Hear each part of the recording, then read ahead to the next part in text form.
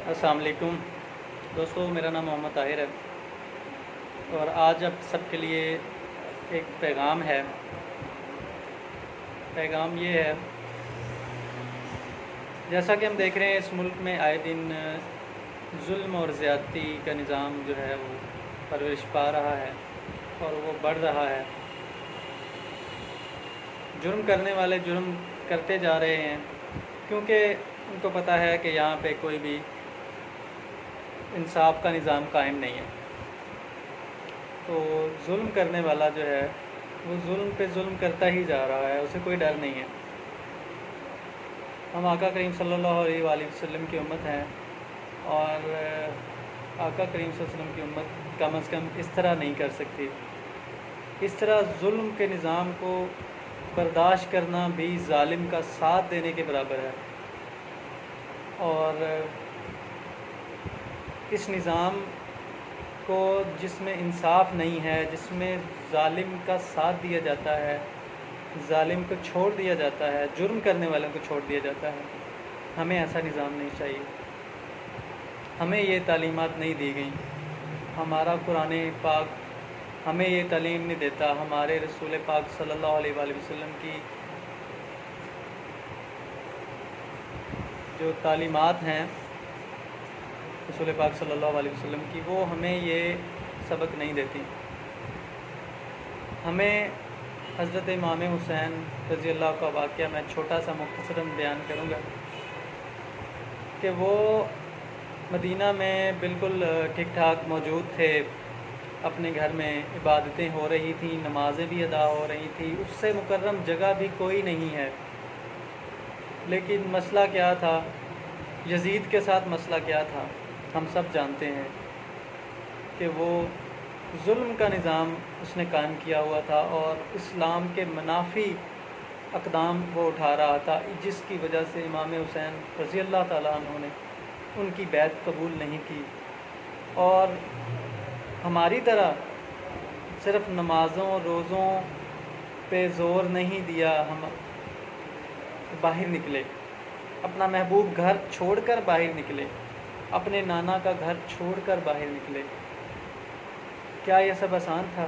نہیں، یہ سب آسان نہیں تھا، اور جو تکلیفیں انہوں نے برداشت کیں ظلم کے نظام کو ختم کرنے کے لیے، ظلم کے نظام کو جڑ سے اکھاڑ پھینکنے کے لیے جو تکالیف انہوں نے برداشت کی، وہ ہم سب کے سامنے ہیں۔ وہ لمبا واقعہ ہے، میں بتانا نہیں چاہتا، لمبا ہو جائے گا، لیکن انہوں نے کس کے لیے کیا؟ ہمارے لیے کیا۔ اور وہ کیوں ہوا؟ اگر ہم دیکھیں کہ وہ واقعہ کیوں رونما ہوا، جو کربلا کا واقعہ ہے، وہ ہمارے لیے ایک سبق ہے کہ جب ظلم کا نظام قائم ہو جائے، جب حکمران سیاستدان ملک میں حکمرانی کرنے والے ظالم حکمران جب ظلم کا ساتھ دینے لگ جائیں، ظلم کے خلاف آواز نہ اٹھائیں، ظلم کو دبائیں نہ، تو پھر کسی ایک کو اٹھنا ہی پڑتا ہے، اور فرداً سب کو اٹھنا پڑتا ہے۔ میں جانتا ہوں ہم سب بزی ہیں، ہماری معیشت کو اس قدر کمزور کر دیا گیا ہے کہ وہ چاہتے ہیں کہ ہم اس ظلم کے نظام کے خلاف اٹھ ہی نہ پائیں، ہمارے پاس ٹائم ہی نہ ہو، اور وہ جو چاہتے تھے وہ اپنے اس ایجنڈے میں کامیاب ہو چکے ہیں۔ دوستو، ٹائم میرے پاس بھی نہیں ہے، میں کام کرتا ہوں، میں ہینڈ ٹو ماؤتھ ہوں، کہ جس دن میں کام پہ نہیں جاؤں گا میرا گھر کا خرچہ نہیں نکلے گا، میرے کاروبار کا خرچہ نہیں نکلے گا، میرے کھانے پینے کا خرچہ نہیں نکلے گا، میرے گھر کا کرایہ نہیں نکلے گا، 100 خرچ ضروریات۔ لیکن آخر کب تک ہم یہ سب چلنے دیں گے؟ پھر ہم تو وہی میں جو سٹارٹنگ میں بات کی کہ ہم ظالم کا ساتھ دینے والوں میں شمار ہوتے ہیں۔ کتنے واقعات ہیں، میں کون سے واقعات آپ کو گنواؤں؟ ریسنٹلی جو واقعہ ہوا ہے کراچی میں، چھوٹی بچی 5 سالہ بچی کے ساتھ زیادتی کر کے اسے قتل کر دیا گیا۔ اس طرح کے کتنے ہزاروں لاکھوں واقعات ہیں۔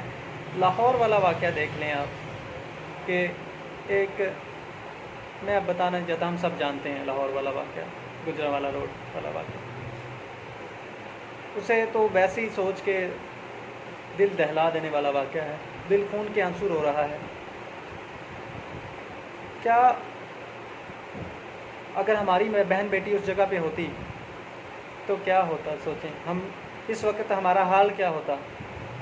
کچھ لوگ کہہ رہے ہیں کہ اسے کیا ضرورت تھی گھر سے باہر نکلنے کی. ٹھیک ہے، نامحرم کے بغیر عورت کو گھر سے باہر نکلنے کی اجازت نہیں ہے، ٹھیک ہے، یہ بات بالکل درست ہے، لیکن اس کا مطلب یہ بھی نہیں ہے کہ کسی بھی راہ جاتی لڑکی کو، کسی بھی راہ جاتی عورت کو، ماں بہن کو اپنی ملکیت سمجھ کر اس کے ساتھ ریپ کر دیا جائے، کسی چھوٹی بچی کو اپنی ملکیت سمجھ لیا جائے.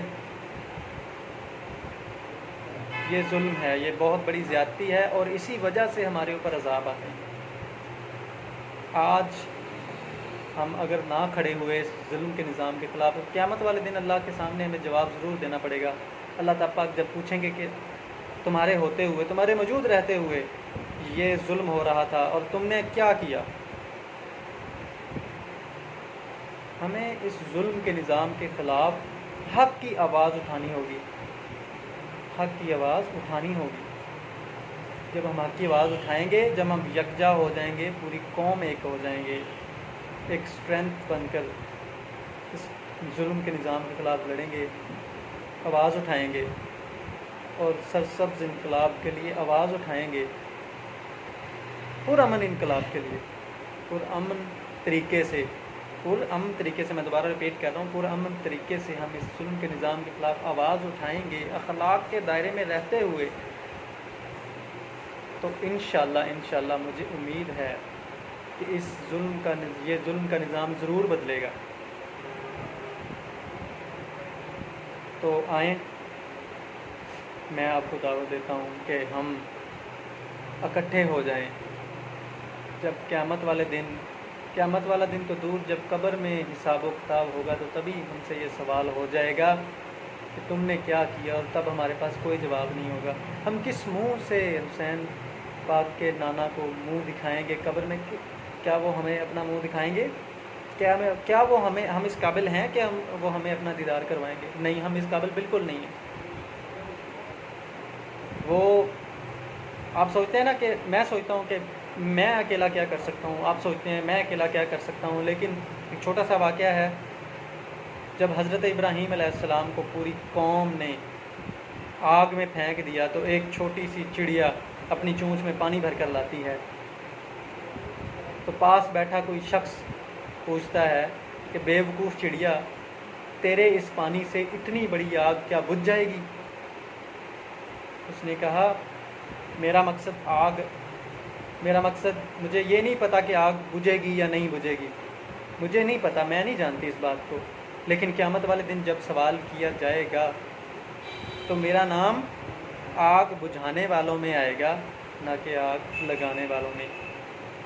تو دوستو، اس واقعے سے ہمیں یہی سبق ملتا ہے کہ جب بھی ظلم کا نظام قائم ہو، ہم فرداً اپنا حصہ ضرور ڈالیں، اپنا حصہ ہم نے ضرور ڈالنا ہے.